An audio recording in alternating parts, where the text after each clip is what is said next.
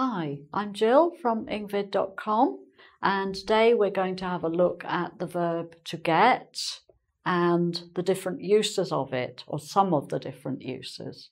It's used all the time and in different ways, so there are too many uses to look at in one lesson, so there will be another lesson on this as well. So look out for that one too. Okay, so the verb to get, it's a very, very common English word, used all the time in many different ways. So let's start by looking at some very ordinary uses of the verb to get. So you can get wet if you're out in the rain. Oh, I got wet in the rain. So got, past tense. Or you can say, don't get wet, it's going to rain. So to get wet. To get thirsty, if you haven't had a drink for a long time, you get thirsty, you need a drink. To get annoyed, you can get annoyed, angry about something or about someone, the way somebody behaves. Okay. You can get tired.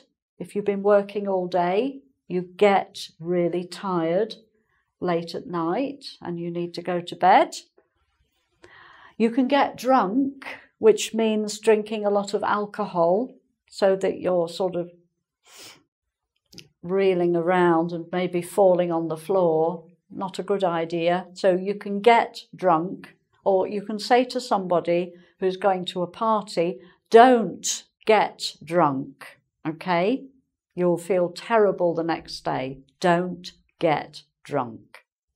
So drunk, it's always to do with alcohol. You can say, I have drunk a glass of water. That's just the past tense of to drink. But in this sense, it's to do with alcohol.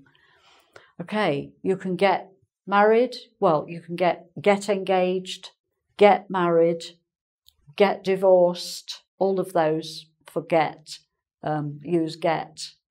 Okay, you can get the flu or a cold when you're sneezing and you're feeling really ill, the flu. You can get the sack, which means losing your job. It's a colloquial expression that means to lose your job, the sack. A sack is like a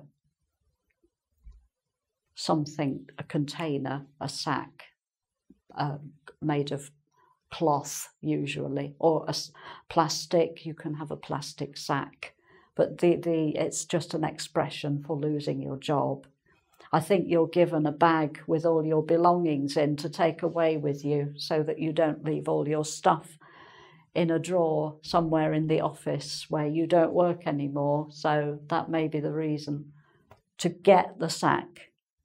And then, having got the sack, you can get a new job where hopefully things will go better. To get a new job. And to get ready, put some nice clothes on, to go out to a party, get ready to go to work, get ready to do something. Okay, so that's all very, very simple uses of the verb to get. Right, so now let's have a look at some imperatives, which means telling people what to do. Or what not to do sometimes. They're like orders. Do this, do that. Okay? So, and some can be quite rude, so you have to be careful how you use them, because telling people what to do isn't always very nice. So if you say to someone, get out, that is very strong. If you ask them, get out. If someone walked in here now, I might say, well, I wouldn't, but I could say, get out, we're filming. But I would probably say, do you mind? We're filming at the moment, so please, would you mind leaving the room? But a rude person would say, get out, we're filming. So, get out. Get in. Maybe your friend has arrived with the car, ready to go on a trip, and she's waiting for you to get into the car as well. and she's in a hurry, so she might say, get in, we're ready to go. We don't want to be late, get in. Get off. So again, in the car, we need to get off now. We can go, we can get off. Or if someone is standing on a chair and they're spoiling the chair with their dirty shoes, you can say, get off the chair, you're making it dirty. Okay? Get up.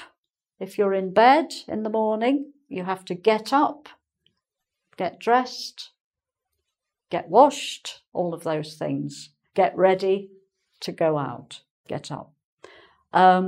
If you're on some very nice grass that you're not supposed to be on, somebody might shout, get off the grass, because you could be spoiling it and turning it into muddy tracks. And this one is quite a nice one, because these words appear on a card. You can buy a greetings card from a shop that says, get well soon.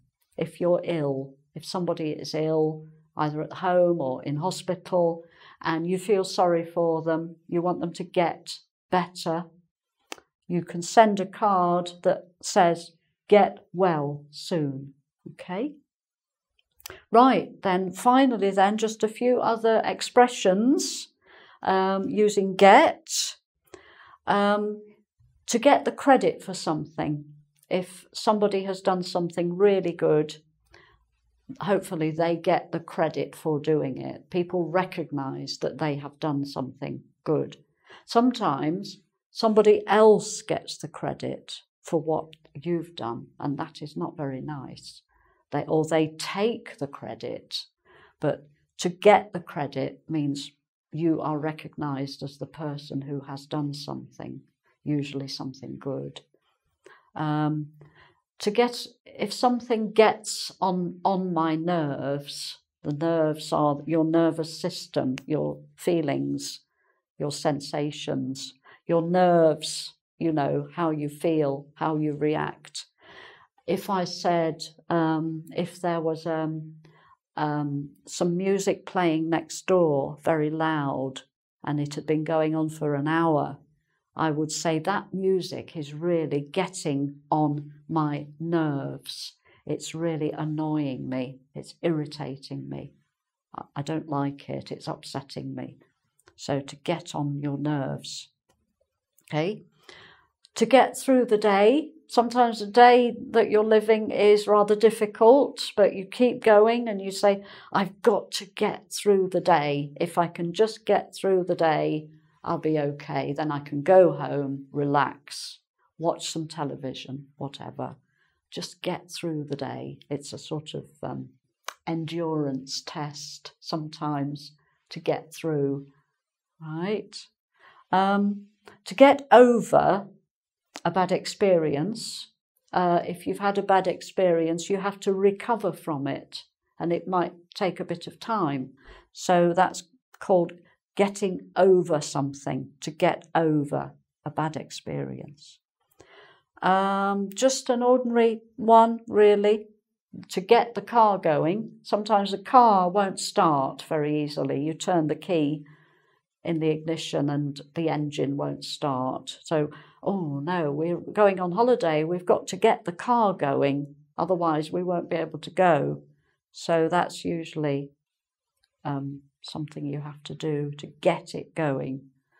To get something done, to do a job, get something done. To get up in the morning from bed, or to stand up from a chair, maybe. Oh, to get out of bed, right? This is an interesting one, to get into conversation with somebody. If you're learning English, it's a good idea and there are English-speaking people around, it's a good idea to try to get into conversation with an English-speaking person to give you some practice. And even if you don't know them, you can just start chatting, and that's called getting into conversation, to start a conversation. Okay? And then finally, To get out of something is when there's something you don't really want to do. Maybe you've been invited to a friend's party and you know you don't enjoy the parties, unfortunately, at your friend's house. You don't like the other people who come. So you have to think of a reason why you can't go and say, oh, sorry, I'm doing something else that night. You get out of it. You find an excuse, a reason why you can't go. Okay. So that's just a few. There are lots more, but that's just a few uses of the verb to get. So if you'd like to test yourself on these, there's a quiz on the website, engVid.com. And if you'd like to subscribe to my YouTube channel, that would be great. And see you again soon. Bye.